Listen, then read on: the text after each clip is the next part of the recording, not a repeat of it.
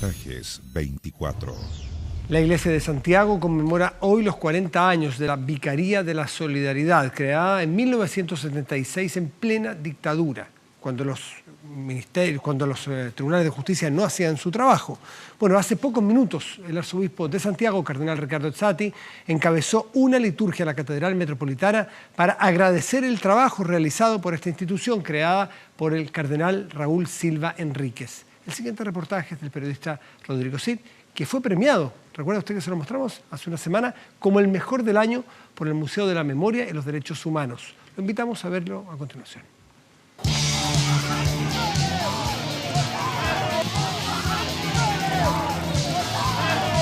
Del presunto desaparecido. En medio de una brutal represión, la Iglesia Católica creó la Vicaría de la Solidaridad. Él estaba muy orgulloso de la vicaría, pero también sufría mucho. Atendió a casi 50.000 personas, todos víctimas de la dictadura, pero el puño de hierro de la DINA también golpeó a la propia vicaría. Él me secuestró con todo un equipo de la DINA. Hasta que un día la muerte alcanzó a uno de los suyos. El momento más duro fue cuando asesinaron a José Manuel Parada. Historias que inspiraron una exitosa serie de televisión. ¿Y qué tipo de casos llevas? Derecho humano.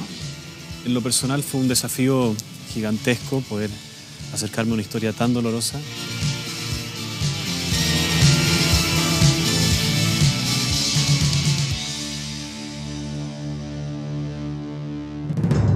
$85.000 documentos, 45.000 carpetas, fotografías, películas, fichas médicas, radiografías, cédulas de identidad, pasaportes, certificados de nacimiento, información de prensa, expedientes judiciales.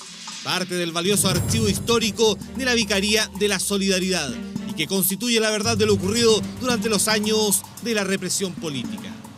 Nos tocaba hacer la primera recepción, reunir todos los antecedentes, para después pasarlos a los equipos de abogados que iban definiendo las acciones, si se hacían paros, si se hacía denuncia, o si ayudábamos a esa persona a abandonar el país lo más rápidamente posible para que salvara su vida y su integridad física.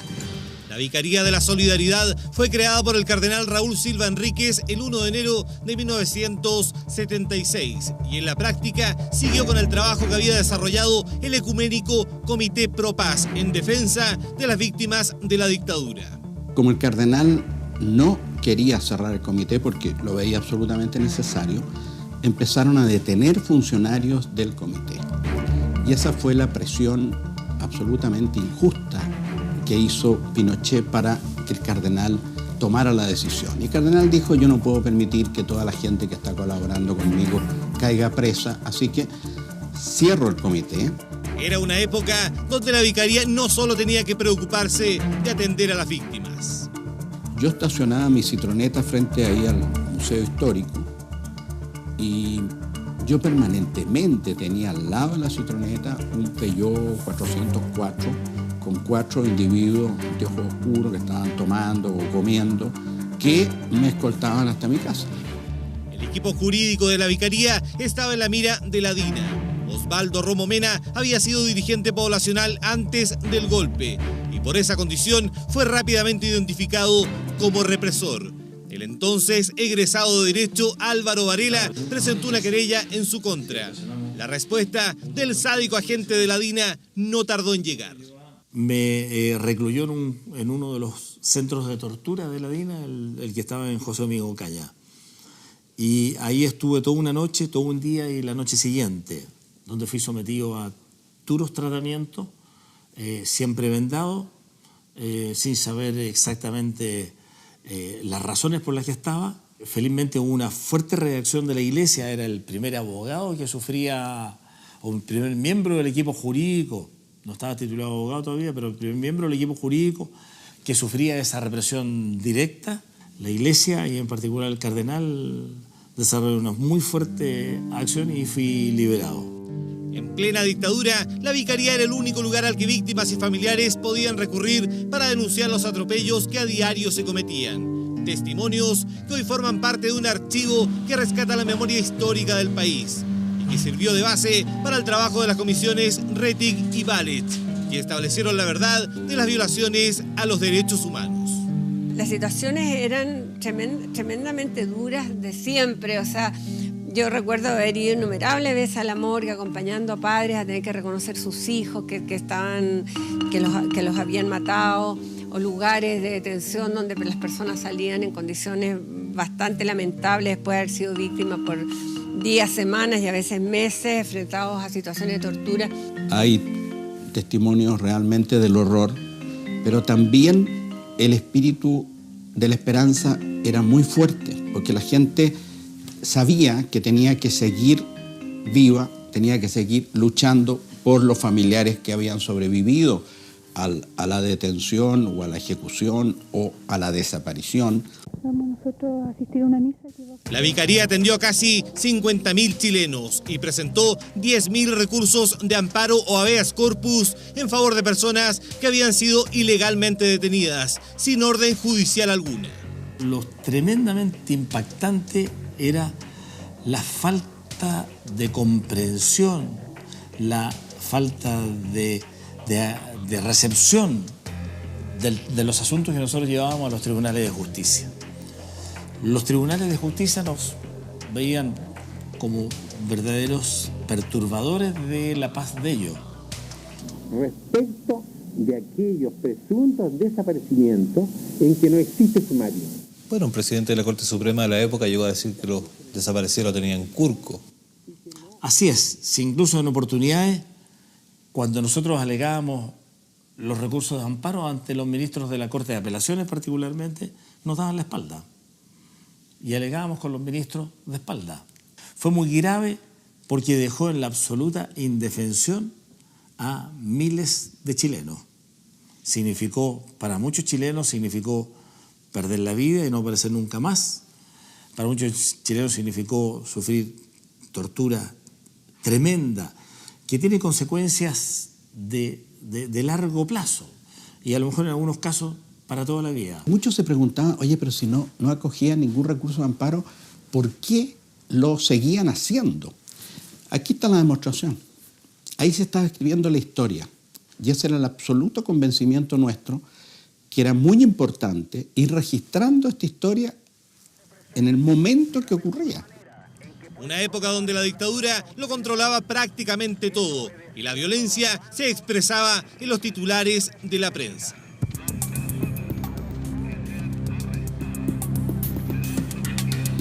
La prensa se burló de los detenidos desaparecidos, habló muchas veces durante largo tiempo de los presuntos detenidos desaparecidos. No eran presuntos, eran detenidos desaparecidos.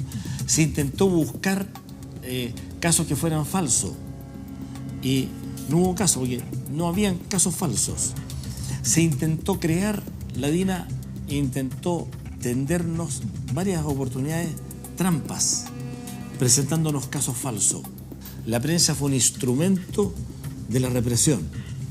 En Chile se pudo torturar, se pudo hacer desaparecer, se pudo encarcelar sin juicio, se pudo exiliar a las personas, en parte importante por lo que hizo la prensa, por la acción de la prensa en ese periodo. Los periodistas eran, yo creo, esencialmente eran agentes de la DINA.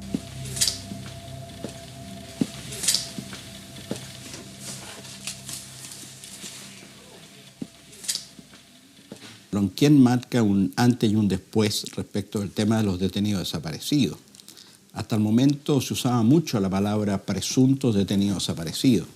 Lonquien demuestra que la palabra presuntos está de más y simplemente era una denominación para minimizar el drama que estaba viviendo muchísima gente, que era detenida su familiar y desaparecía.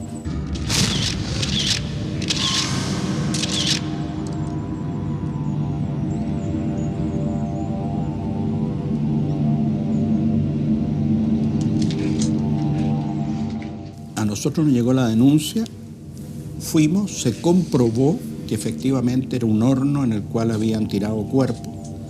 Era muy difícil penetrar por arriba del horno, pero sí se pudo entrar por la parte inferior y y aparecieron cadáveres, esqueletos, cráneos. Todos los desaparecidos deben estar así, enterrados y escondidos. Y eso se produce en el medio de un simposio internacional del año 1978, cuando organizamos este simposio y vinieron más o menos 45 personalidades del mundo de los derechos humanos a ver lo que estaba ocurriendo. Tuvimos que tomar la determinación de no dar a conocer esa realidad porque era en el medio del simposio. Y nosotros decíamos, el gobierno militar nos va a acusar que organizamos el simposio y montamos esta operación. No nos van a creer.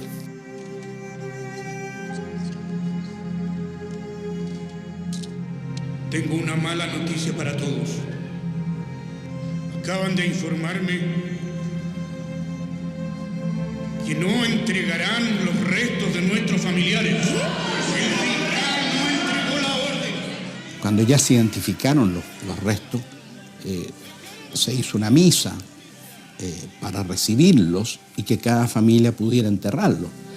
Y en vez de entregarlo a la familia, los lanzaron a una fosa común, confundiéndolo con todos los restos humanos que ahí había, lo cual demoró muchísimo después la identificación.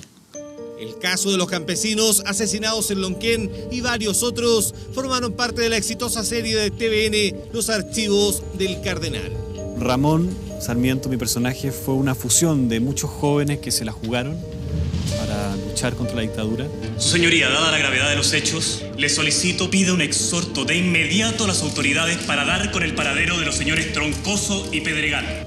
Y también personajes que de alguna manera no pertenecían a esta lucha, no pertenecían a este mundo, y en ese sentido el recorrido, la construcción es muy interesante del personaje, porque es un abogado en la Universidad Católica con muchos prejuicios, muy escéptico de lo que está pasando, y poco a poco, de alguna manera, de la mano del público, se va enterando de los hechos y de lo que está pasando en su país. Entonces yo creo que eso sirvió para darle la mano al público y para empatizar con una historia que de alguna manera, bueno, nos sorprendió a muchos jóvenes y no tan jóvenes de lo que realmente sucedió en nuestro país. Estuvo bien reflejado. Uno miraba los pasillos estos y las oficinas y eran muy parecidas a donde nosotros trabajábamos.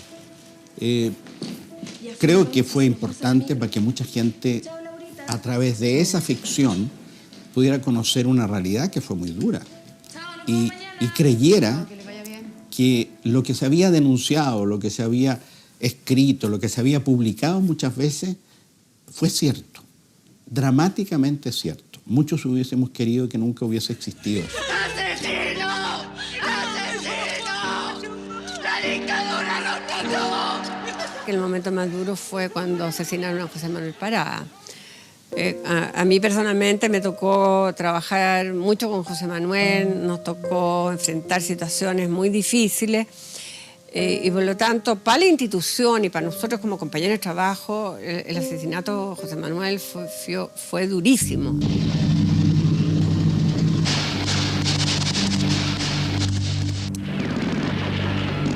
He sabido que Luis Toro, el abogado de la Vicaría, iba a ser la quinta víctima posterior al atentado de Pinochet. Exactamente, se escapa, digamos, jabonado, porque había un sistema de solidaridad ahí en el condominio donde estaba. Y los gritos, los timbres, las luces, la puerta que no aflojó a los golpes para poder sacarlo, yo creo que se salvó. Se salvó en esa ocasión porque era muerte segura. Vimos Pepe Carrasco y los otros compañeros de él que fueron asesinados.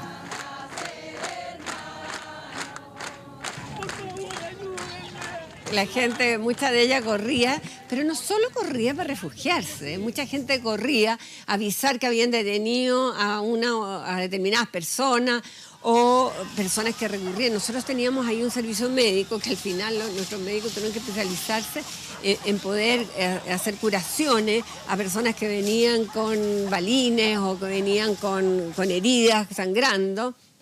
La Vicaría de la Solidaridad cerró sus puertas el 31 de diciembre de 1992. Punto final para una obra que había cumplido su misión.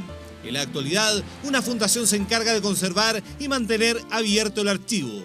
A menudo llegan requerimientos del Poder Judicial y también de personas que quieren conocer un poco más de su propia historia.